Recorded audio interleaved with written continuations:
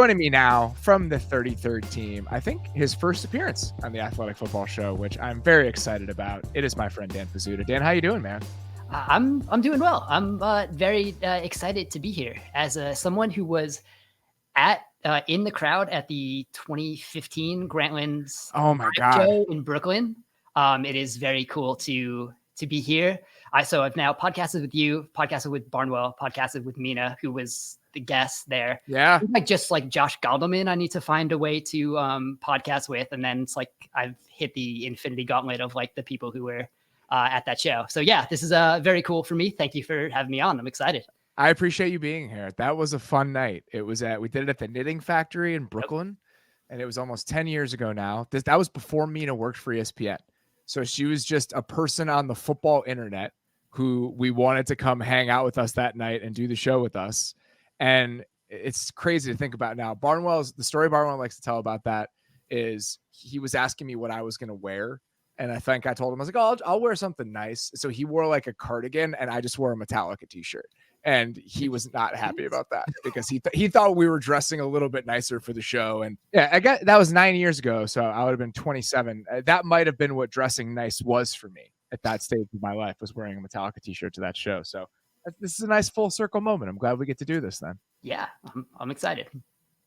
I am excited to do this division because I think that there is a lot of stuff to dig into. And I think this division specifically is pretty ripe for this sort of analysis and this sort of look back, because these teams had waves, right? The Colts were really exciting at the beginning of the year, and then no one paid attention to the Colts for half the year, and then they were a playoff team or on the brink of making the playoffs. The Titans were terrible. So even though Will Levis was a hugely important piece for this franchise, I don't think many people watched a lot of Titans football to get a gauge on how Will Levis played.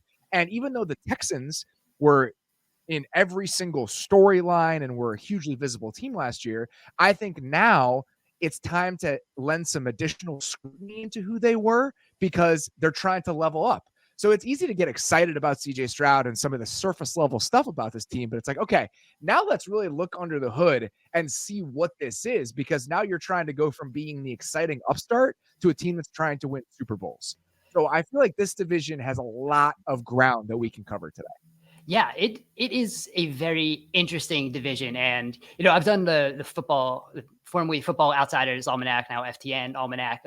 So 2 years ago, I think I did the Texans and Titans. And like my role, I think, was just to like serve as information for people to use on like preview podcasts, because no one was thinking about the Texans and the Titans in that time. Last year, I did the Jaguars as one of my chapters too. So it's like the kind of sort of interesting pieces that went into those teams at that point. But like now this is an actual like interesting division where things are happening. Even if some of these teams might not be great, there's certainly something to talk about, which has not been the case for this division for a while. That's absolutely true. And we're going to start with a team that I think for a lot of people from the outside might think is the least interesting team, but that's where my notes are. So this is what we're doing. What is your lingering question from the 2023 season about the Tennessee Titans? My lingering question is just kind of the Titans are hard to kind of look back on because everything they did was new.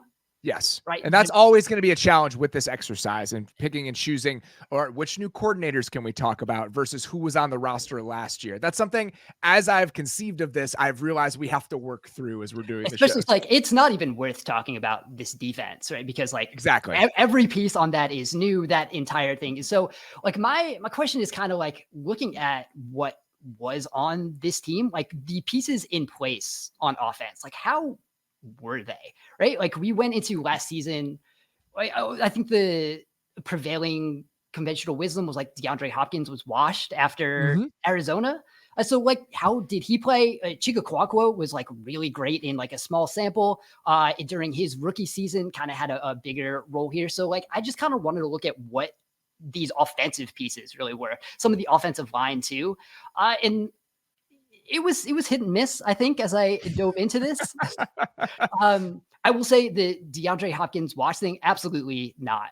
I thought he was awesome last year for what he had to do. Like I did not think he was as bad as like some people thought he would, and kind of aging out and like couldn't separate anymore. But I think he kind of blew away my expectations going back and watching him too. That's interesting. Why would you say that? What specific elements of his game kind of stuck out to you as you went back and studied it? I think just the way he can still move and separate, and especially at like the deeper levels of the field. He still ended up being like 21st in yards per route run. I think he just still has all of that kind of old man game a little bit to like be as shifty as he can be, still knows the nuances of route running, especially on the outside. I think he was used in the slot a little more too, which was exciting more than he was in Arizona, which of course, like that was stand on one side of the field and do that. And I think that kind of played into the perception of what he was, his role in that offense. But when you kind of just look at what he was able to do, like there's still speed there. He was still winning deep. I think his numbers probably would have been better if there were more accurate targets in some places. And I think we'll get to that later. So I think Hopkins can still be like this focal point of the offense. I think is going to help now that, Calvin Ridley is going to be like a, 1 or 1B, however you want to put him there. So I was impressed by Hopkins. Okonkwo was kind of, let's stick on Hopkins right, for a second, sure. because I want to talk about this, because I think there are a lot of layers to this that I find interesting. When you look at what they did this offseason, I think part of the reason it's worth zooming in on these 3 or 4 guys specifically is they did so much new. So it's so easy to get distracted by Calvin Ridley, and now Tyler Boyd is here, and they drafted J.C. Latham in the first round, and they gave Lloyd Kushmir that huge deal. So rather than getting distracted by the shiny new stuff, what does the stuff that was previously here actually look like, and what are we working with? With Hopkins, the slot stuff, I'm so glad that you mentioned it, because when I went back and watched 3 or 4 games, I actually thought that was his best work from last year, is when he was working from the slot and able to kind of feel out zone coverages over the middle of the field. He ran 99 slot routes last year, 2.72 yards per route run from the slot. Here are the guys ahead of him on that list from the slot last year: Brandon Ayuk, Tyreek Hill, Nico Collins, Justin Jefferson, DJ Moore. That's it on slot routes specifically. The reason that I'm kind of bummed about this is because with Tyler Boyd there now, you have to bump Hopkins out to a full-time outside player again. And I understand why they did this. Tyler Boyd is perfectly made. He knows the offense. He'll be a great piece to kind of translate things for everybody else. You know that Calvin Ridley is your Z. We can talk about Ridley a little bit. I find it really interesting that Nick Holtz, their offensive coordinator, was in Jacksonville last year. So I think he has a sense of the lessons the Jags learned about Ridley's usage. But if you look at those 2 roles, then Hopkins now projects as just your X receiver in that trio. And it's kind of a bummer to me. He can still do it, but I was actually excited about maybe him growing into something different as he got older. And I think their other moves preclude him from kind of sliding into that newer role as he ages. Yeah, that was kind of my disappointment too. And kind of like, that's what I thought. Even if people thought he like wasn't as good as he was in Arizona, I thought maybe if you move him into the slot, he could be like that power slot kind of guy. And that's kind of, there were parts in Arizona where he like did that on a very, very small sample, but I kind of thought those were some of his like more intriguing parts too. So yeah, that stood out to me when I was watching him. And that it is kind of disappointing in Boyd, because Boyd is really a slot only type of guy. So if he he had the highest slot percentage of any receiver in the league last year. It was like 81% of his routes. Yeah. It was it was the 3rd highest. He was at 80% last year. Yeah. So, maybe he's not quite on the field as often as he might have been in Cincinnati, where maybe you can, switch up some of this, the personnel a little bit. So I'm not 100% worried about Boyd, but yeah, it is a bummer, because I think that is a very exciting piece for DeAndre Hopkins that we kind of saw him get to expand on last year. And yeah, the hesitancy is whether that's going to continue. But again, like he was still really good on the outside. But like you said, it's the slot part was a lot more exciting about. It was just tantalizing. It was like, ooh. Maybe the old man game to me translates very well to that move inside as you get a little bit deeper into your career. So the fact that we may not see as much of that, it's just like a little thing. I was like, I wish we had gotten that, but we're not going to, is my guess. So when you went back and you watched Okonkwo in year 2 versus kind of what the small sample looked like in year 1, what were your impressions of him?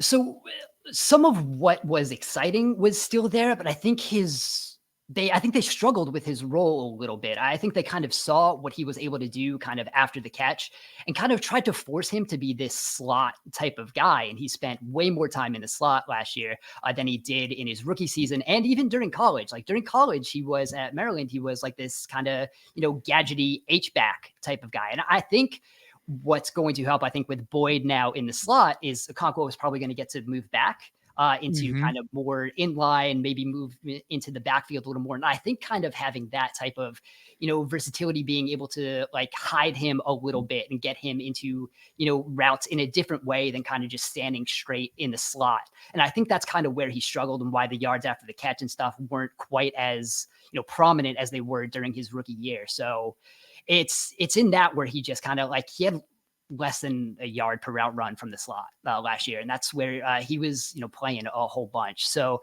when I think you kind of move him back to kind of the role he had his rookie year, I think that's probably going to help. But how they tried to kind of deploy him, because they didn't really have like the greatest slot weapons, that's why Hopkins was playing there a little more. So they've kind of forced Okonkwo, I think, into that position a little more than he probably should have. So that was a little discouraging, but I'm not totally sure that's going to continue going forward, because I think there's a natural place for him to move back into kind of some of the stuff he was doing. He's a weird player. Yes. And I don't mean that as a negative. I just think that the ways that you have to deploy him to get the most out of him are very specific. One of the things I've really liked that they did over the last 2 years is they'd line him up in the backfield and he'd run vertical routes as a fullback. And so few guys have that skill set to have the juice to threaten defenses that way, but he can. But the Bengals didn't really do that. Like, that's just not how their usage is of those kind of H-back type players. So that is like, all right. And for the most part, tight ends in the Bengals offense have been underneath targets from the slot where you can take advantage of one-on-one matchups because of how resources have to be devoted to the receivers. And we just said that's not really what he does. So I'm trying to conceive of yak opportunities and some easy completions that they can give him. That to me feels like the most reasonable deployment of him, because I think, and we'll get to this with the Levis conversation, people are going to spend a lot of time this offseason trying to conceive of what the Titans offense is going to look like. And I think they're going to look at what the Bengals did over the last couple of years with Burrow. And I think that's wrong. What you should do is you should look at what the Bengals did with Jake Browning for the last half of last season, where it's a lot more manufactured. It's a lot more play action. It's a lot more movement throws. So Okonkwo on some of those slide routes, on some of those underneath completions off play action, where you can get him some catch and run opportunities, that's the usage that makes the most sense to me. But that still isn't the player and the upside we had in mind after watching him as a rookie. Yeah. And it's interesting because, they didn't really make another move at tight end. So like, I'm sure they know this, but the fact that they didn't really kind of bring in a Bengals type of guy, I feel like they could potentially have an idea for what that role could be. And, having, some of those, shallow crossers are probably a way that is going to, get him on the move. But yeah, it is interesting. And again, like with Ridley now, with Boyd, with Hopkins, he's probably now the fourth option after he was, at points the number 2 last year with, I don't know how deep we want to get into like Treylon Burks, who just kind of, I don't think we have to spend much time getting deep into it, man. If there's someone, I think the really Bengals have told us. Yeah. If there's someone who really feels lost in that offense and not really finding a role, like it was Burks. So again, like Okonkwo was kind of serving as the number 2 for some of that. He's now going to be the 3 at best on some snaps and a 4. So I think, diving too deep into like how his role is going to be. And I think that'll fit him more as kind of, fewer targets, more concentrated on kind of opening up that space, especially when you hopefully have some other guys, opening up some space down the field. And he can kind of work that underneath area. And that's the catch and run is kind of where he can win too. And the last guy we really wanted to talk about was Skoronski, just because for me, he is the perfect player to talk about in an exercise like this. Because what you're doing is the offseason starts, you look at a depth chart, you see what a team is going to potentially do. And in your mind, it's like, oh, well, Peter Skoronski, he was the 11th pick in the draft. I'm sure he played fine last year. That's a building block to move forward with. If you asked a casual NFL fan how Peter Skoronski, the 11th pick in the draft, played last season, no one would be able to tell you. This is not an indictment. This is just how it works when you're studying the NFL. So he's the type of guy that is the perfect player to kind of go back and do a little bit of a deeper dive on when you're trying to understand exactly what this team is moving forward. Yeah, and like, I wouldn't blame anyone for it. There's probably very like diehard NFL fans who, if you ask them how Peter Skoronski played, would not, be able to tell you. So it was tough because I think it was going to be hard for anyone to really play well individually on this offensive line because just the group as a whole was not good. So there was the worst offensive line in the league. We can say that. I think we can pretty comfortably say that. Yes. So I think that group of what those guys were like made it hard for just any one single player to play well. So, there were, I think, some flashes of what made him, picked where he was. But again, there was a lot of blown blocks, which again, like the quarterback kind of can make it a little harder on offensive linemen too.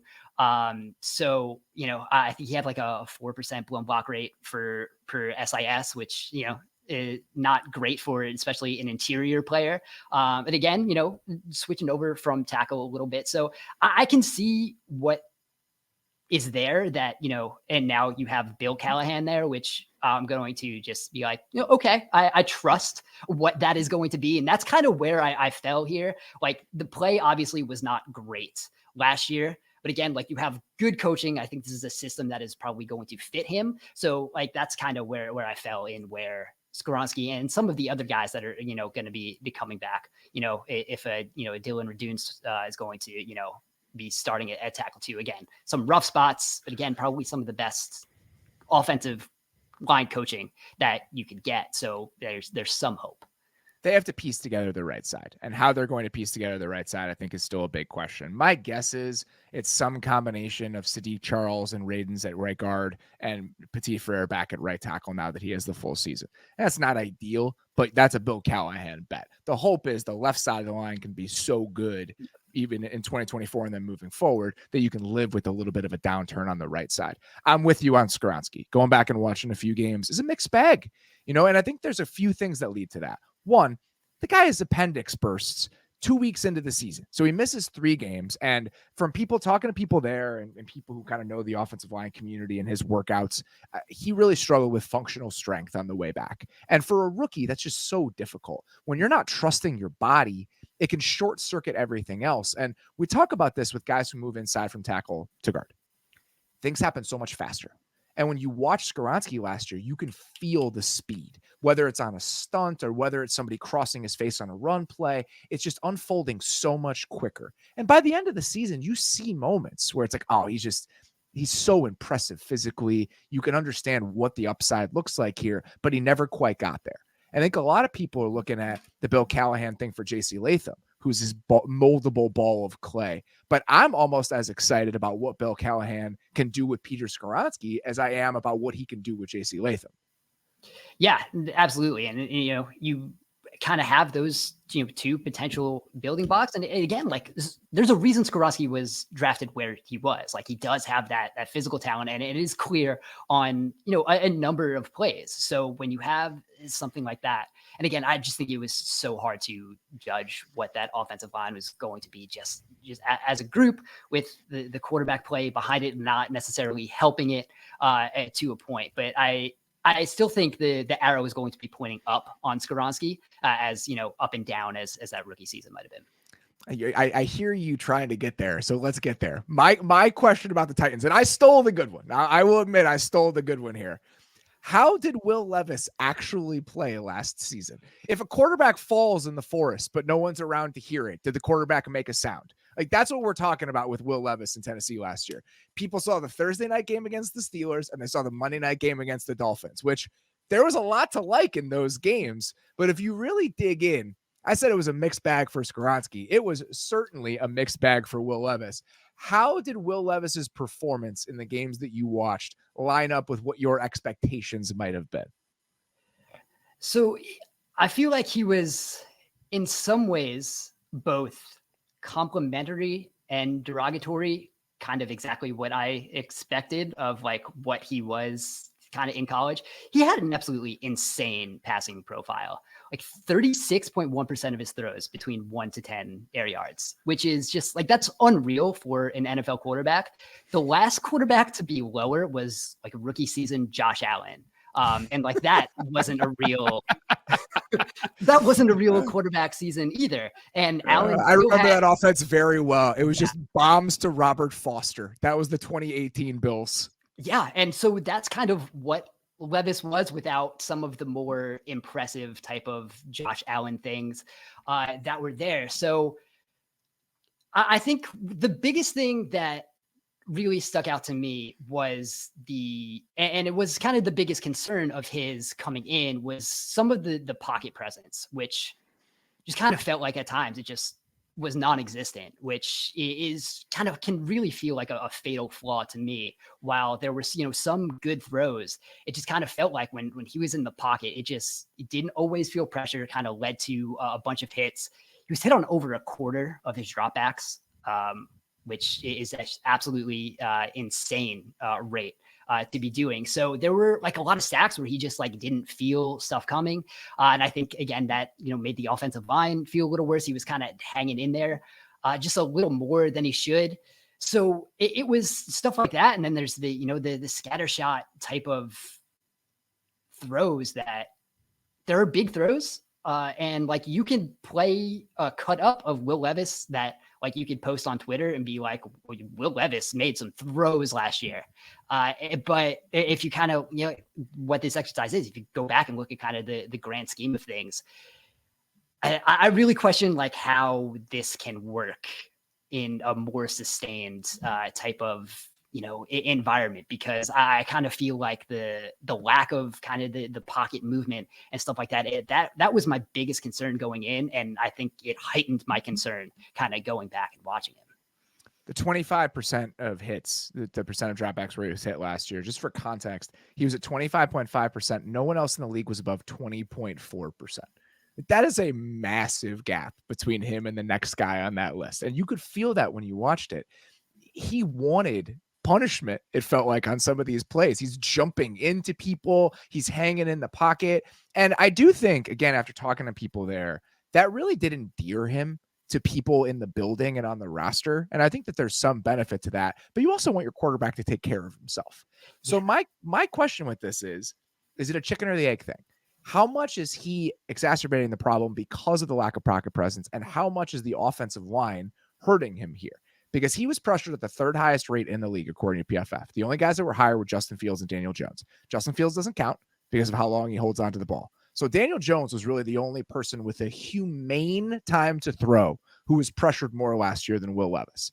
That will hopefully be better this year, but you still worry about what he's like when pressure actually starts to set in, because I'm with you. The feel is not there. I think he did a very good job of getting some throws off in tight pockets. He's a more creative thrower than I might have expected him to be coming out of Kentucky. The arm angle, some of the things he can do getting the ball off. He's so strong that I think that also really presents itself when you watch him. But I would also be worried that some of his feel for pressure, feel for those spaces, and how he tries to subtly move around, I think that is cause for concern. Yes. Yeah. And like you kind of go back to Daniel Jones, like that was always my biggest worry about him, was just like oblivious to pressure. And again, like sometimes that looks super cool because there's a throw he makes when there's a guy in his face, because he doesn't know he's there. So he's not bracing for it. He's just making that throw that he was going to make in the first place. And I think you kind of saw the way the Giants really did a good job in 2022 was, they moved the pocket for him. They like did not allow him to get hit because like he was never standing still long enough to do that. So I don't know if that's like kind of the thing that you're going to do with Levis. Kind of like you said, it could be like a Jake Browning type of thing. One of the things that did stand out is he seemed really comfortable in empty. And that was kind of the one place where he was able to kind of manage the pocket, get the ball out quickly, which he did not do in really any other situation. So I'd be interested to see what that kind of looks like, because you're coming from the Bengals, who originally, like with Burrow's kind of very early seasons, they used that empty package to kind of protect him from the offensive line too, allow him to be able to, kind of command everything's going on, use some of that horizontal spacing and kind of protect from that offensive line. And of course, Burrow is just great from empty too. You also kind of have the Stafford empty stuff that just, again, Will Levis, not Matthew Stafford, but you just have like he can sling the shit out of the ball, though. He does have a really good arm. So you just have some of that vertical stuff from empty when everything is spread out also that I think they can kind of work in there. And I think Levis just the other day when they were doing when they were going into some of their, OTAs, he was talking about Callahan had him watching, some Burrow and some Stafford stuff that, quarterbacks that he's worked with in the past. So I would be interested to see how that empty game develops, because it did look like that was where he was most comfortable. And he was 7th in EPA per play out of empty last year. So, I think like that could be a thing. Again, like it's interesting. Like the way he does like put his body in danger was like, I was kind of concerned. Like he didn't scramble often, but when he did, he treated third downs like it was the goal line. Like there were like multiple third downs. So true, where he's just launching himself over the marker. Yeah, that are at like the 30-yard line, and he's like jumping and leaping, and he had like an Elway spin on one of them, and it's like, man, it's like 3rd and 6. Like you can come up a yard short. It's okay. You might go for it on 4th. So like it's just that kind of reckless abandon is how his game was just in general. He was 11th in EPA per play from a clean pocket. So like in the pocket, no pressure. So like there are pieces of that offense and his play where you're like, this looks good.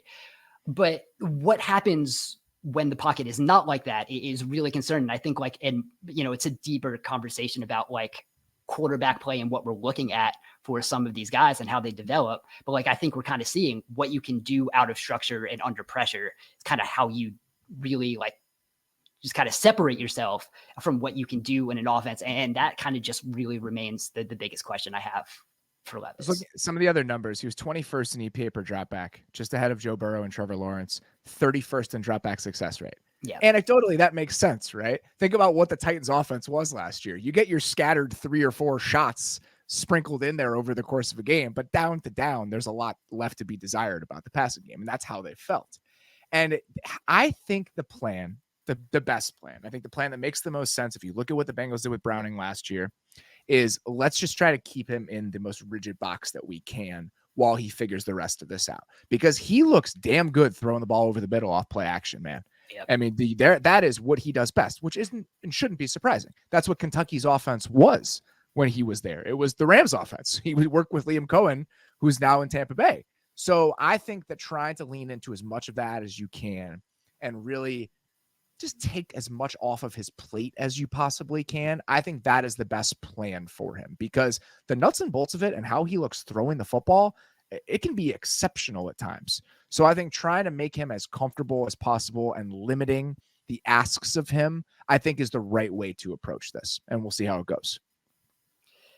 Yeah, I think so. It's certainly interesting. That's going to be, I think, one way or another, one of the most interesting offenses in the league. Let's get to the Houston Texans. What is your lingering question about the 2023 Houston Texans? A team that is hard to do this about because we watched a lot of Texans football and paid a lot of attention to the Texans last year. Yeah. So my lingering question is, we've gone crazy over that offense, and CJ Stroud was great. There was a lot of good going on. 10th weighted pass DVOA by the end of the season. Bobby Slowick, 5 head coaching interviews, and was kind of, seen as a potential, just kind of like immediate head coaching candidate. So like kind of my lingering question is like, is Bobby Slowick already like one of the guys as a play caller, or, is there like a little more to kind of investigate? Cause I think we remember, that Ravens game, they were just running on every first down, could not gain a yard, and it was 2nd and long. It just kind of seemed like they were, continually kind of running into problems on their own. And it was kind of a, a play calling thing. So is Bobby Slowick like this guy that we kind of like have already propped him up to be? Or do we does he need maybe another year or so of seasoning? And I think my answer was yes. I think is he the guy? Does he need more? Yes. So there was all of the elements of the Shanahan stuff that we really liked there. It was spat all over this offense, the way they used play action, the way they were able to move linebackers horizontally and vertically. The wild card game against Cleveland, just the way they were able to, one of the best defenses in the league. They had him on a string the entire game. Absolutely. That the deep touchdown to Dalton Schultz that he had early in the game where Stroud boots right. They get everyone flowing to that side. Schultz fakes the corner and then ends up running the post. So Stroud's throwing a throw all the way across the field, and it's wide open. It's just there was stuff like that all over the place. But then we kind of come back to, some of those early down runs, and it was a place where it kind of felt like they were obviously coming from this Shanahan scheme. You want to marry the pass with the run, but it kind of felt like they were trying a little too hard to establish the run a little bit. And I think the biggest thing with Slowick, and I think the offense in general, is there were not a lot of immediate problem-solving answers. I think it took a little bit for them to get there. I was talking to someone from Houston at the Combine, and he kind of said, even as we realized how good Stroud was, I think it took a little bit for us to really embrace what that was and really put more of the offense on his shoulders. And I think you can kind of see that as this season kind of went along. So it was one of those things where I think Stroud bailed out the offense at times, especially kind of on third downs a little bit. But again, I guess you can do that when you have a guy like Stroud. You can let him kind of bail you out. And so I think there's going to be a little more, because they did eventually get the answers, right? It was just kind of slow in the way, you kind of think after the bye maybe is when you would have done that. But their first game out of the bye, they were completely shut down by the Panthers. And that was just, we're going to play too high. We're not going to let Stroud throw deep. But then immediately after, he had a 7.5 ADOT in that game.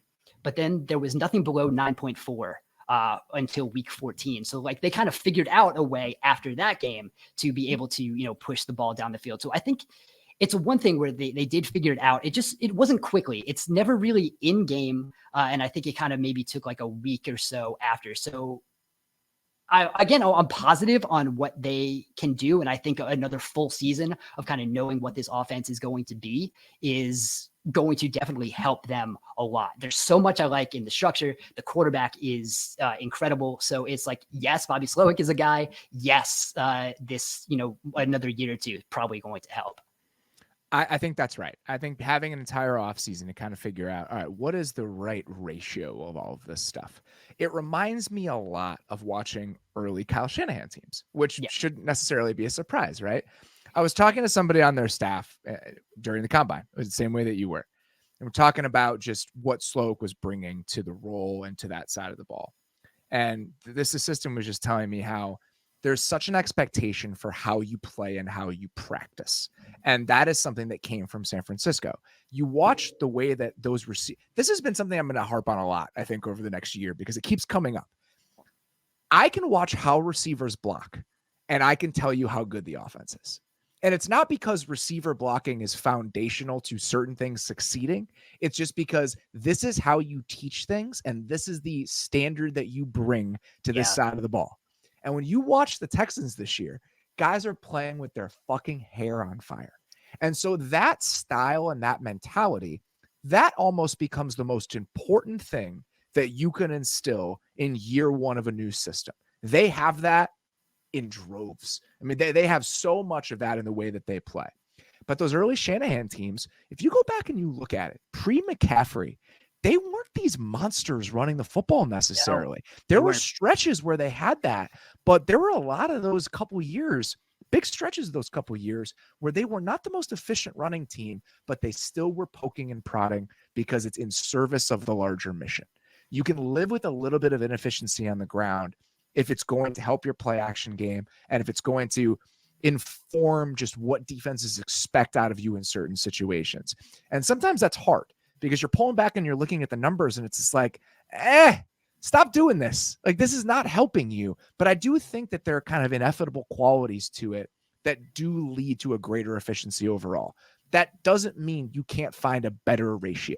So I think that ultimately is going to be the challenge for them. It's now that we can kind of take a step back and prune certain things and be a little bit more intentional about certain things. What do the details of this from down to down look like? And I have faith in their ability to figure it out.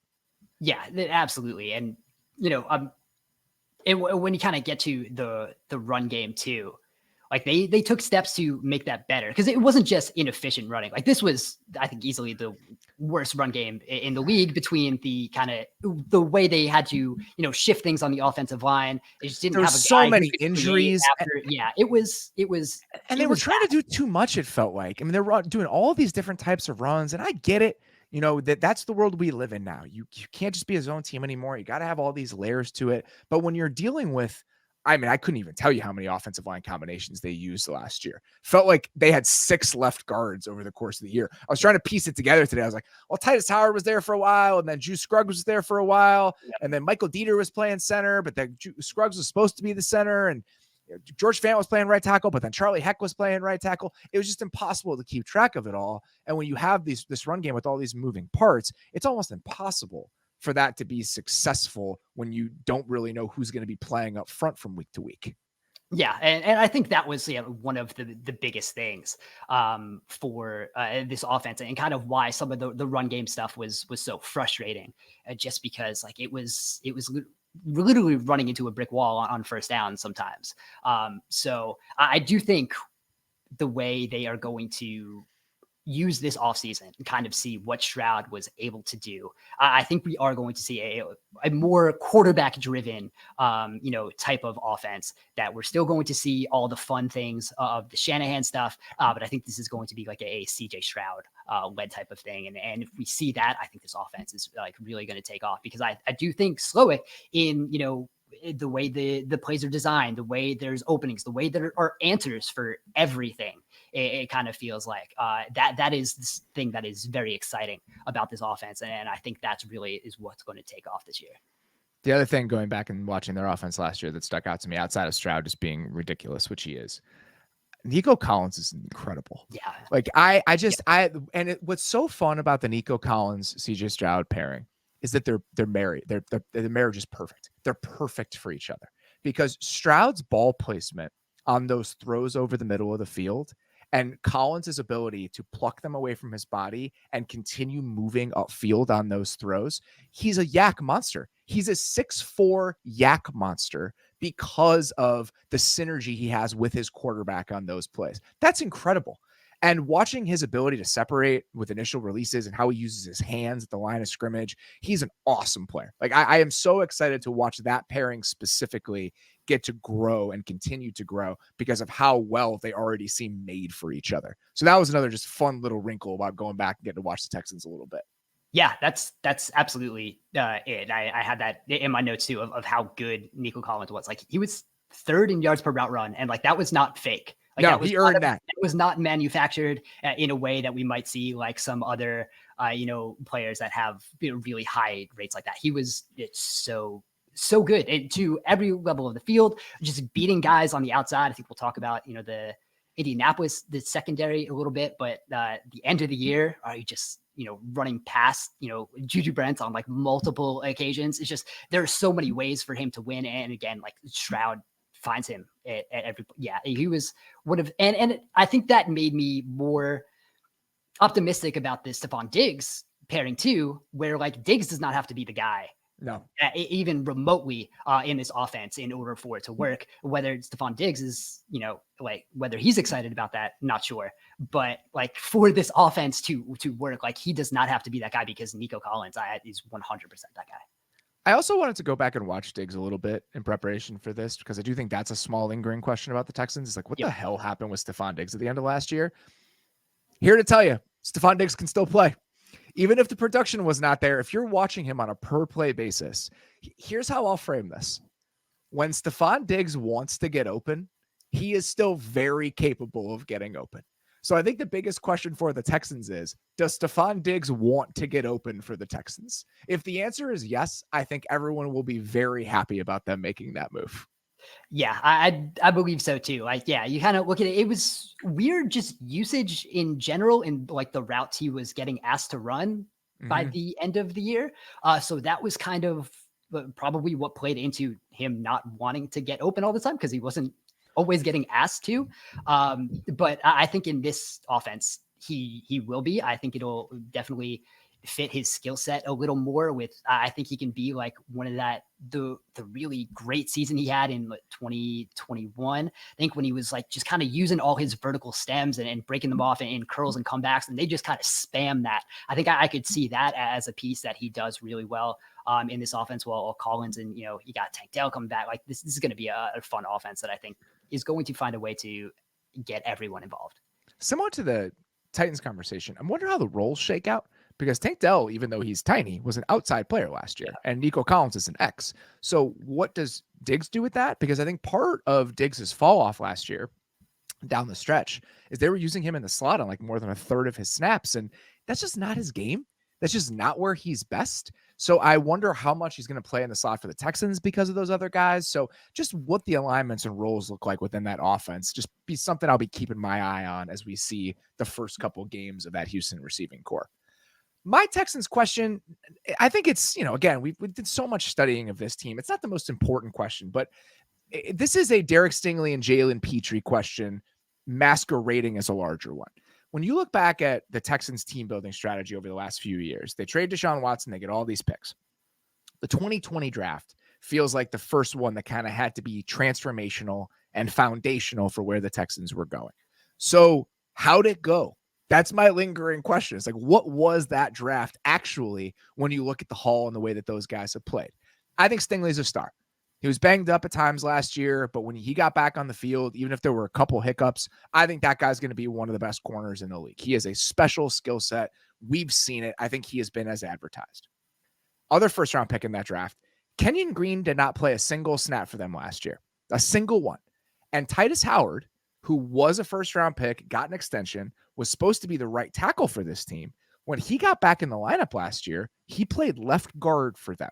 So does that mean with Shaq Mason already on the roster, you spent a second-round pick on Juice Scruggs to play center, are you going to want to keep Titus Howard at guard? And does that mean that Kenyon Green just isn't a starter for you after playing one season really as a first-round pick? Listening to Nick Caserio talk about him recently, he gave one of the like every guy has an opportunity answers. And I just don't think that's what you want. They drafted Blake Fisher in the second round. He's a tackle. Charlie Heck, who's a backup for them, played last year. So it really does seem like Kenyon Green, as a first-round pick in his third season, might be the odd man out of that rotation. That's not great. We get to the second round. John Mechie, there's a reason they had to trade for Stephon Diggs, right? Like that there's a reason for that. John Mechie was a second-round pick. Among 125 receivers with 25 targets last year, he finished 100th in yards per route run. When you are making big splashy moves for guys at your position, you're probably edging out even a guy who was drafted in the second round a couple of years ago, and that's how it feels with Mechie. Jalen Petrie, up and down, right? There are elements to his game that I find very interesting and very intriguing. He led all safeties in run stops last year for PFF. He will fly to the ball. Problem. He will fly to the ball. That is also part of the issue. He missed a lot of tackles. I saw DeAndre Hopkins roast him on double moves twice in those games against the Titans. I love DeAndre Hopkins with all of my soul. 2023 DeAndre Hopkins is not Tyreek Hill. Like him beating you on vertical routes is not exactly what you want. So I think Petrie has been a solid player. I think they've tried to figure out what his usage should be and role should be, but I don't think he's more than, an average to somewhat plus starter at this point. And then you go a little bit further down. Christian Harris was a third-round pick at linebacker. He has not come along. I think last year they hoped he would come along a little bit faster. You give a guy some grace. That position could take a little while in terms of development. It's a new system, but they paid Azeez Al-Shire. Again, it's just one of those moments where these guys who should be cheap for you, you're having to spend money at those position groups. And the same is true for running back. Because they did not get what they wanted to out of Dameon Pierce, that's why you have to go get a Joe Mixon and then give him that contract. So I think that why this is important and instructive is that it's when we're looking at the Texans now and figuring out where they've had to spend and how they've had to allocate some resources, CJ Stroud is going to paper over a lot of shortcomings elsewhere. And I think that is kind of the conclusion that I reached when looking back at the last couple drafts. Yeah, and that kind of stood out to me kind of when you sent this, and like you kind of framed it as like 2022 was kind of the first foundational piece. And it kind of felt like they slow played that draft because they knew they also had 2 first-round picks in 2023. At that point, they still had 2 firsts in 2024. So they didn't like completely jump head first into some of the stuff. And going back to I think we need to like just sit in where Houston was in 2022. Like they wanted to make Josh McCown the head coach. Like that was a thing. And then the Brian Flores lawsuit happened and they were like, well, maybe we can't hire a guy with absolutely no coaching experience. And, I think Josh McCown has done good things. I'm excited for what he can do in Minnesota this year. But like they had interviewed him in back-to-back years. They had just come off David Culley. Lovie Smith was not in their initial interview process. And then all of a sudden he was the head coach. So Houston was just in a and this was when they were still giving like 1-year deals to all of these veteran players. This was a team that was 16th in snap weighted age in 2022. So like this was not a young rebuilding team. And to a point where it still really isn't. They were older this year. They were 7th in snap weighted age in 2023. So this is not, really this like we're built off rookies type of team. And I think that's the important point to make is that there is somewhat of a runway because you have Stroud, because you have him on a rookie deal. Obviously Collins has been good, but he's about to get paid. So there are not that many guys on this roster who are these cost controlled young pieces that you can build on. And as we think about their window and how much urgency they should have over the next couple of years, I think that's an important thing to keep in the back of your mind. Yeah, and I think it's going to be more important, like except for these upcoming rookie classes, because they're going to have to fill in there as like this was really their first year that they got to really kind of shape the roster in a way of guys that are kind of going to be around, kind of knowing that they just had to nail one of those drafts. And again, like the 2023 draft was it, obviously, with Stroud. You trade up for Will Anderson, which again was a risky move, but Will Anderson was fantastic. So you do have those foundational pieces there, and then you can start kind of building on like Azeez Al-Shire is like, I think one of the more fun linebackers in the league. And I think is going to be a lot of fun in that offense. You kind of look at what else they were able to do, bring in like building that defensive line with Anderson, some of the free agents that they brought in it's going to be a lot of fun, but like, this is not like the young kind of upstart roster that you kind of think. And like you said, some of those misses there, like, again, Stingley is, again, I agree with you that he's like a star, but, 9 games played in 2022, 11 in 2023, like that is a concern when you're missing guys. I like Kamari Lannister, who they brought in, but if he doesn't start, their other outside corners right now are either going to be Jeff Okudah, who again, like, it's a guy teams continue trying to take the swing on, just hasn't clicked. CJ Henderson, they brought in, who just like has not been one of the worst corners in the league, just kind of from the time he was, I think, the 9th overall pick in that. So you are running a little close to the sun in some of these places. But again, like that, not to say that I'm down on what Houston is going to be, but when you kind of had a draft class like this, and again, like going back to Mechie, great that he's back on the field after, came back from the leukemia, like super exciting. But again, they traded up for him for like a pretty aggressive price in that second round. Again, like they weren't a team that should have really been using like those type of resources on a guy who is maybe going to be like their wide receiver 3 in that season. And again, they traded one of the picks. They traded 68th pick, ended up being Martin Emerson, who, probably could have helped on this team a little bit. So it's kind of, it's a weird team to mention that against, though, because they cooked Martin Emerson in the playoffs last year. But overall, yes, I think it's a point well taken. I'll be curious to see what happens with Lassiter. There are people that think he's a nickel only. And so if he is, and he's your nickel corner here, they still have Desmond King on the roster, but Desmond King's getting a little bit older.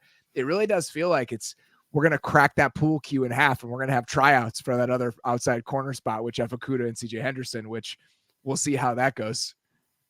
Yeah. I mean, that's not super exciting for me, because I've lived the Okudah experience and kind of thinking, yeah, sure, he'll bounce back, and I like what he's going to do in Atlanta. And just, it hasn't happened. So again, it's a very small kind of, margin of error here in some of these spots. And it's kind of, from, being aggressive on trade ups like Mechie. But again, like that's also ends up being the philosophy that gets you Will Anderson, because you are being aggressive to trade up. So it hit and miss in some of this stuff. So I think this is going to shape, and I think it does make some of their future roster building a little more important than it might be for a team that was kind of flushed with some of these draft picks that we had, like starting with that 2022 draft.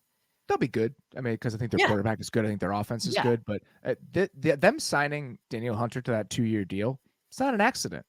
They're going to try to make this thing happen in the next couple of years. And I don't blame them for that. But I think, like you mentioned, the margin for error and the plane you're trying to land, whatever mixed metaphor you want to throw out there, it becomes a challenge when you're giving yourself not that much wiggle room.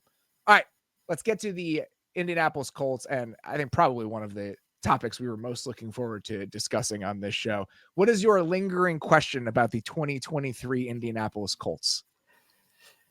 All right, 98 dropbacks, 84 pass attempts. What was the Anthony Richardson experience, and was this offense sustainable? Because what happens in there is you get one injury, that a concussion that knocked him out of a game. He comes back. That next game, a shoulder injury that ends his season. So we really did not get a lot of the Anthony Richardson offense that I think a lot of us were excited to see. And then we get a Gardner Minshew-led offense that is coming in, and all of a sudden is on the brink of playoffs at the end of the season. So I want to go back. So what was Anthony Richardson, and what did that offense look like? And is it something that we can, potentially sustain going forward?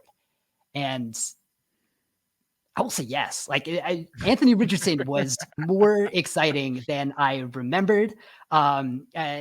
It was something, and just to like go to the injuries, I don't think they were like crazy. He was putting himself in danger from running. The concussion, like he kind of gets pushed when he's crossing the end zone on a run, but he's like trying to do a backward roll to like softly land himself. And that's when he hits his head. So it's not like he took a big hit. And then the shoulder injury just kind of is the worst possible landing spot that he did. But I don't think he really like put himself in a lot of danger in some of those hits. So it's not something that I'm really concerned about going forward. Was that like your takeaway from the way he kind of controlled himself there? Yeah, I think that there are moments where he can protect himself a little bit more. And I think that mostly comes from being able to play on time more often, because that was my biggest takeaway from the passing game overall. There are throws, accuracy issues aside, and there are some sprays. There are going to be some sprays, especially throwing to his left. He can get a little bit antsy, and there can be some issues. Yeah. But outside of that, there are moments where I'm just like, throw it. And that crept up a little bit more than I wanted to. And I think his, not inability, but a lack of experience kind of betraying him in that area specifically, where it's not coming out as quickly as it should, that got him into a little bit more trouble than you want to see. That's something that hopefully will come with more experience and more maturation. I don't think it's something that's necessarily endemic to who he is as a quarterback. The other side of it is the usage on the design runs. Do we have to throttle that down a little bit? I don't think you necessarily do. It's not like it was some outlier compared to a lot of these other mobile quarterbacks who are central pieces to their run game. He had a 14.7% design rush rate last year. That is right in line with what Lamar Jackson's done the last 4 years. That's in line with what Jalen Hurts has done the past 4 years. So I feel like the way they used him in that area is a way they can continue to use him. I guess I'd like to see it a little bit more selective, where instead of using him as a short yardage guy or in the natural progression of your run game, just let's hunt out explosive plays. Let's try to get him on the perimeter. I know he got hurt on one of those, which is funny, but let's try to have that be the way that you're building this thing, not trying to find mildly efficient run plays with your quarterback when you could take a little bit more damage off of him. I guess that was where I landed with the running specifically. Yeah, I think that makes sense. And again, he was a guy that was, going to try to scramble also. So he did kind of run him. I think he did protect himself kind of well with some of those scrambles, though. I don't think he got hit on scrambles more than I would want him to. And his scramble rate wasn't that bad. I mean, so 7.1% scramble rate. That's lower than Mahomes, lower than Josh Allen, lower than Jalen Hurts. I mean, he's not taking off to run that often. And when he's scrambling / moving around the pocket, I actually like the style that he's moving with. He's keeping his eyes downfield. He's not pulling the ripcord that quickly. So I don't mind the way that he approached the position. Yeah. And I think one of the things that stood out to me was it didn't always translate to plays going well, but I think he just had a feel in the pocket that kind of did feel like he was always under control. It was kind of like it was the anti-Levis. There was a lot of movement. He was, kind of moving around a lot, but it always felt like he was in control of what was happening. And even though he had like a high pressure to sack rate, he wasn't really taking a lot of hits standing in the pocket either. Like a bunch of his sacks were like he's getting pushed out of bounds for a gain of like 0 or -1 when he's trying to like scramble out. Like he wasn't getting like blindsided in the pocket and really at any point. He had the game against the Rams, Aaron Donald was in his face like all the time. I was about to say this. You almost have to throw out some of the overall stats because a quarter of his season was more than a quarter of his season because he missed half of the 2 games. He played 4 games. He missed half of 2 of those games. A huge chunk of his snaps this year came in that Rams game. Aaron Donald ruined the football game. Blake Freeland, who's a 4th-round pick, developmental swing tackle for them last year. God bless him. He had to start that game against Aaron Donald. And fucking Raheem Morris is just putting Aaron Donald over this 4th-round rookie for the entire game.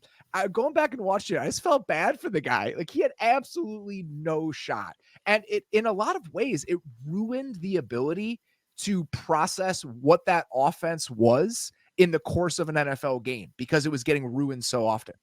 Yeah, but that was definitely the case early in the game. And then all of a sudden in the 4th quarter, Anthony Richardson just starts making some batshit crazy throws, like while Donald is in his lap. Yeah. There's one that I tweeted out where he just made Donald is in his face and Richardson is like in the grasp, does not have any feet on the ground, I believe, and just like throws 40 yards in the air, a strike to Michael Pittman from the end zone view. It doesn't get the catch because I believe the camera operator was just like, oh, there's no way the ball is going this far. Like there's no possible way that's happening on this throw. And it does. So like they come back in that game and make it the closer than it was. Like it was a blowout for most of that game. But again, like he kept himself kind of under control. There's still some things that are real, like he just makes some throws, man, that are like so impressive. Just, not a large sample of just throws overall, but there's like, you kind of watch him and just be, okay, I get this and I get what this can be. And then you kind of look at the way Shane Steichen kind of built an offense around what Gardner Minshew could do. And I think you take some of that short area stuff that Minshew was, I'll say good at, I get in quotes. It was things fine. That he was capable of doing. Yes. Much better way to put it. Sure. And I think you take some of that, then you put it in with what Richardson can do, kind of getting this ball down the field. And I think that's going to be a very well-structured offense. Like I trust Shane Steichen a lot. Like when you kind of talk about some of who the guys are in play calling, I think Steichen kind of off the bat, I think I was really impressed with what he did. And then continually like with making a Gardner Minshew offense at least passable. Like it wasn't great. And you look at a lot of metrics, like there was not a lot.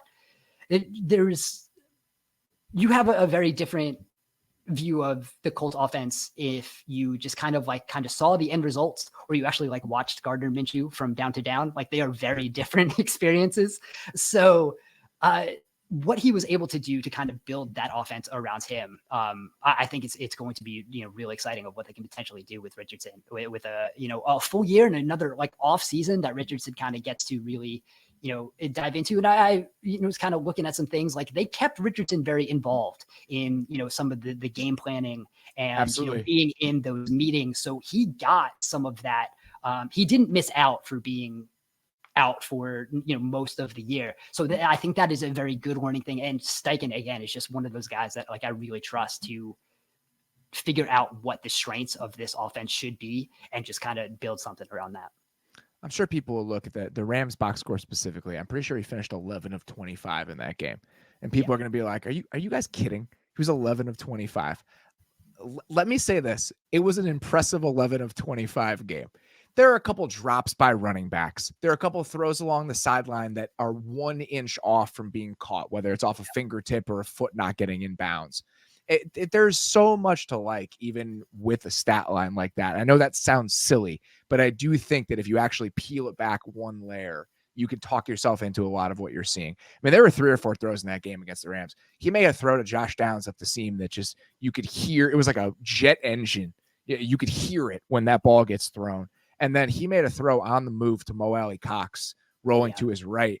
That's just like, holy shit. And it was a boot, and he just finds him on the crosser. And there's aren't that many people who can physically do that stuff. And when you combine that with the feel he has for the pocket, even if the accuracy is a little bit hit or miss here or there, I just think with a little bit more time, a little bit more refinement, you can get yourself there with him and get yourself very excited about what this offense can look like. You stole the good one with the Colts, so I had to kind of dig a little bit deeper here. My lingering question about the Colts, I'm going to spend a ton of time on this. They did nothing at DB this offseason. Nothing. And my question is that okay? Is the confidence that they seem to have in their defensive back room, is that warranted? Okay, so you're rolling into this year. Here's who played defensive back for the Colts last year. I think that's a good place to start, okay? Early in the season, your starting corners are like Juju Brents comes in week 3. He's a second-round pick. Great. Across from him is Dallas Flowers, who I believe was a college free agent, but was a starter at the beginning of last year. At some point during the season, Jalen Jones, who was a 7th-round pick for them last year, gets inserted into the starting lineup, like around week 5 or so, and he becomes somebody that gets a lot of snaps over the course of the year with Brents on the other side. Rodney Thomas, who was a 7th-round pick for them in 2022, played a lot at safety for them, but so did Nick Cross, who's a second-year player, and Julian Blackmon. So those are kind of, and obviously we know who Kenny Moore is. We don't have to spend time talking about Kenny Moore. Kenny Moore is a very good slot player. So what happened with the other guys? And here's, I think, what the Colts would tell you about this. Brents is a 2nd-round pick. Brents is going to get every single chance to be that guy. And he had some good moments, even if it was up and down. On the other side, that's where you could potentially try to add a body on the outside. The guys available in free agency, Chidobe Awuzie, Kendall Fuller, L'Jarius Sneed via trades, you've had to give up a pick and give a monster contract. I don't think they necessarily saw any of those guys as dramatic enough improvements over what they already had. And a lot of guys that are going to be getting their 3rd contracts in the case of Awuzie and Kendall Fuller that were worth blocking the possible development of somebody like Jalen Jones on the other side. And I get that. And I think if you watched Jalen Jones last year, there was enough that you saw from him where it's like, okay, like I would rather bet on another step forward from him rather than paying for someone we felt like was a modest upgrade. And there are a lot of those corners who are 29, 30 years old who've had injury problems over the last couple of years that you would be giving a 3rd contract to. So that I understand. At safety, I thought Blackmon played really well closer to the ball last year, as opposed to just being a true center fielder. He played closer to the ball than he ever has consistently. And I actually thought it was a good role for him. And he comes back on a modest salary because the safety market tanked. Yeah. Really only one guy got money. So that I get. And I do think Nick Cross heading into year 3, really, really good athlete. Shocker, is a Colts draft pick. He's only 22. and he was starting to figure it out over the course of last season. So I get it. I think that it's a risk. I think you're aiming for the middle, but I don't necessarily think that there were a lot of guaranteed long-term upgrades available to you in free agency, and them spending their first 2 picks the way they did with Latu in the first round and Mitchell in the second round. I would rather invest in those 2 position groups and potential improvements in those 2 position groups than maybe getting an uptick at corner based on what we had last year. Yeah, it's kind of where I fell coming into this also. Like I understand their thinking in this. Like you said, there wasn't a lot of free agent upgrades that would have been, really worth that investment. I kind of push back on Snead because they were apparently like the first real rumored interested team. And I understand kind of balking at that when we all thought like he was going to go for a first round pick.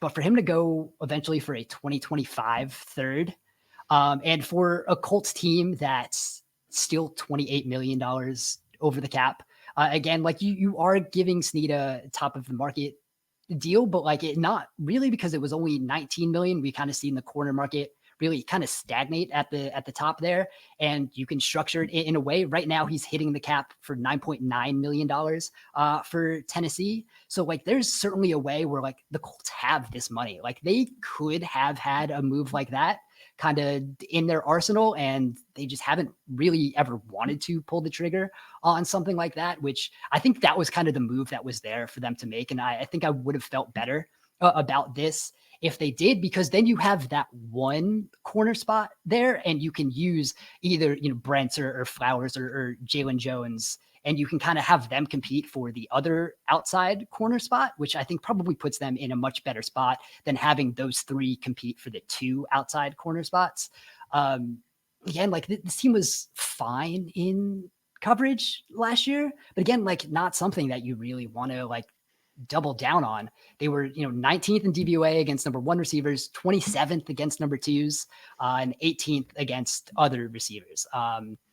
Brent's, if you look at like adjusted yards allowed per coverage snap, which is kind of just using like the PFR formula, which takes, touchdowns to interceptions and kind of puts it into yards per coverage snap. He was 130th among 150 corners with 100 coverage snaps. So not great. Jalen Jones was 65th, but he's actually like would have been better with just raw yards per coverage snap because he gave up a couple of touchdowns, no interceptions, but like he was much better. And Flowers was good early in the year, and then he has the Achilles injury, misses the rest of the year. So, and again, like you can hope that's good, but is he going to return to full strength? So you're kind of already down a little bit there.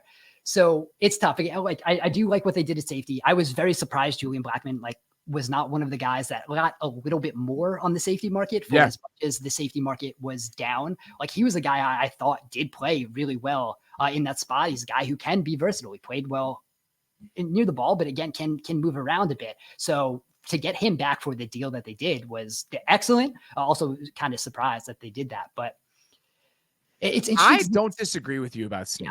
Yeah. It's not my money. If I were in that spot, I probably would have tried to do something aggressive there because I think he's a really good player. My sense is that they could not get there with the medical stuff. And that's something that is always going to be different from team to team, and how much risk each individual team is going to incur for a guy who has concerns about that knee with the top of the market deal. And I think ultimately that's probably what scared them off from it. Yeah, so that makes sense. But again, you're just kind of you're really banking on development in a scheme that is not necessarily going to help these guys out. Again, like this team still led the league in cover 3, 54.5% of their passing plays. They're one of 2 teams who did it over 50% last year. Like this is still that defense, while the rest of the league kind of moves away from that. It's like this is still what it is. So you're really banking on a lot of development, and I think you're kind of hoping for the high range of that development too, because if they're just kind of the same as what they were, the defense is going to hold you back. Yeah. There's no doubt about that. I get why they went the direction they did with their first 2 picks, though. If we're going to say that the free agent guys are maybe a little bit rich, and again you get a little bit older, not drafting a quarter in the first couple of rounds. If you look at their defensive line, watching that defense over the last couple of days, there's so much power and strength across the board. Having somebody who is more skilled as a rusher and just like a specialist in that way with Latu, I think makes perfect sense when you look at the players they already have. And they need a guy like Eddie Mitchell. Like if you look at what Alec Pierce was, they just don't have somebody who can separate down the field. They don't. And there's the hope is that Mitchell can be one of those guys as a vertical player who and Steichen talked about it, the separation at the top of routes. I mean, what he can do in that area, I think in an ideal world, he pairs very well with Pittman. So if you can get upgrades from those two position groups and maybe live with middle of the road play in the secondary, I think that's the plan. We'll see how well that comes together. All right, last one here. We have the same question about the Jags, essentially. We're going to stay in the same general ballpark. What is your lingering question about the 2023 Jaguars? Why are you the way you are on offense? Why? Right, expand on that. This is just, it's an offense that kind of has had the same type of questions for the past 3 years. And while I was like kind of doing some research into like looking up what has gone on with the Jaguars offense, I accidentally clicked on headlines of can the Jaguars offense be fixed from 2021 and 2022 as I was doing this. So this is kind of where I've had those discussions many times on this program. So this is a familiar place for me. So I think my overall question is just the structure of this offense, right? You kind of go back to, we can throw out 2021 because it was just an absolutely insane thing for Jacksonville in all areas. But 2022, this was an offense that just kind of didn't have a lot of juice. And I know you guys talked about this all the time on this show. And it was just something where they didn't have the trust in the offensive line to figure it out. And they didn't really have a way to generate explosives. Eventually, I wrote about this in the FTN Almanac last year, is midseason, there was a shift. They figured out if we can just do quick game, have Trevor get the ball out quickly, we can kind of create some stuff after the catch. That's the way we're kind of going to get around some of this stuff because we don't have anyone who's going to win downfield. We can use an Evan Ingram or whatever. So Lawrence kind of upped his like 0 to 1 step drops from 23% to 31% over the second half of the season. And I hate it. And I absolutely hate it. It is gross football. So that kind of worked over the second half of the 2022 season. But we get to 2023, Calvin Ridley is supposed to be the guy who's going to stretch the field, be able to create that vertical element. And they just didn't treat him like that at all. It ended up kind of regressing back to what they kind of use out as a default in 2022. So there's just not a lot of structure to this offense that kind of really builds upon stretching things vertically. And it really just kind of limits what this offense can do. And I'm not sure if the Jaguars or the people in charge of the offense believe that's a problem. Because I think if you go back to Doug Peterson after the season, he had a press conference. And I just want to read this quote because it may be kind of infuriated. When you struggle offensively like we did at times, I don't care who's calling the plays. You might as well look at that thing with your eyes closed and just pick a play. I've been there. You're trying to find that one play or spark that's going to get the offense rolling. And with the struggles we had at times, it's a difficult thing to do. Whether it's the run game or pass game, then you look at the amount of turnovers. You go up and down the field, you turn the ball over. You just can't do this. It's not play calling. It's not scheme or the design of plays. It's just having the urgency of we need to protect the football better. That is insane watching that offense and like saying, Trevor, you need to stop throwing picks, which was not the case. I think that is a diplomatic answer given during a press conference. I do think that based on my understanding of the situation, they have taken more of a critical eye to what that offense was last year. And I think your point about the explosives is 100% correct.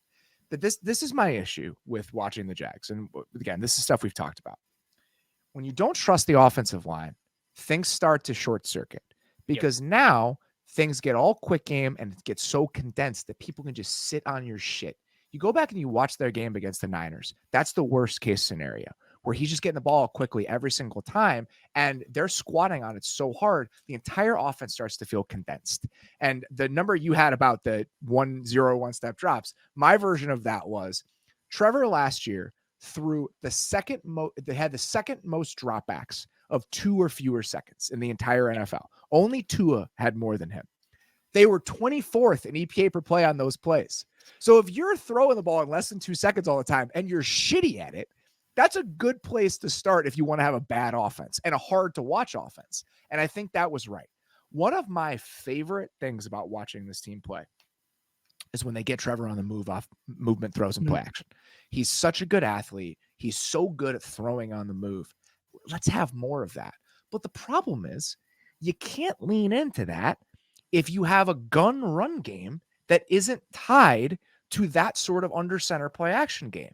So I feel like that's an area where they could do a better job of seeking out some cohesion within the offense. They ran way too much shit last year in the run game, and they did way too much of it out of the gun. So if you pair that down with an improved offensive line, and you try to tie that pared down under center run game with a play action game that allows you to seek out more explosive plays, to me, that is the starting point of how you break out of some of this malaise. And I think they do understand that. Maybe I'm overstating it, but I think they do understand that. Yeah, it's tough because they clearly did not trust either that offensive line or that run game. They were 32nd in DVOA on second and short, 28th on third and short. They just threw the ball. I mean, that's what they did. They threw the ball on those plays. And again, like you said, that's tough because you can just kind of sit deep and you kind of look at what they were doing. They were 8-3 at one point. But like the offense still wasn't really that great at that time. So there was a stretch. Always frustrating, even if functional. Yeah. But there was a stretch from weeks 11 to 13 where I think Trevor had his best stretch. I think they went 3-1 in that. Or 2-1. There was a loss there, but it was easily his best stretch where they had longer developing plays, right? He was able to sit in the pocket a little more. He had a higher ADOT than he had in any other game. He had a 10.1 ADOT in those games, 7.8 in all the other ones. Only 54.5% of his throws were under 2.5 seconds. It was 66.7% in all other games. There were more crossers that he was throwing. He was throwing deep more, and only under 50% of his deep passes were on go routes. It was 60% or 61% in other places. So it was just a very static type of offense. And that's even the thing that I'm kind of worried about too, going forward. Even kind of the vertical element that they were able to find was a lot of go routes. And I think one of the biggest kind of red flags of a broken offense is against the blitz if a quarterback is just throwing deep and throwing goes. And that's kind of what Trevor was doing last year. I think he had the highest rate of deep passes, and I think Levis was second. They were like 1 and 2.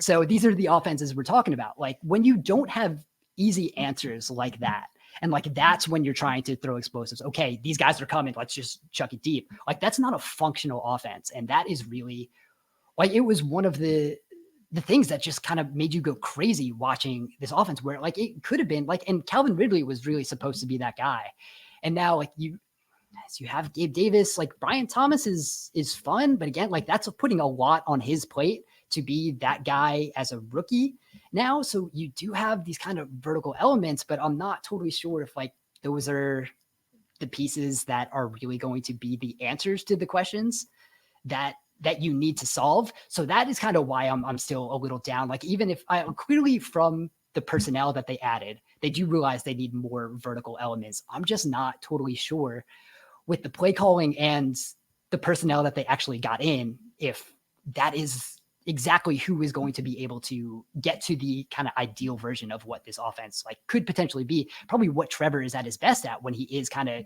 throwing downfield. I really hope we get some like big crossers from Brian Thomas. Like that's his role within the offense. The reason and the benefit to having Gabe Davis is you can pop him outside the numbers and you can move everyone else around. And that's what they didn't do with Ridley last year. And I think they learned their lesson, or at least I hope they did. So I'm hoping that Brian Thomas isn't just a vertical outside the numbers player for them, because if he is, I think they're going to be in trouble. He cannot be that within this offense if we're going to see the best version of this offense.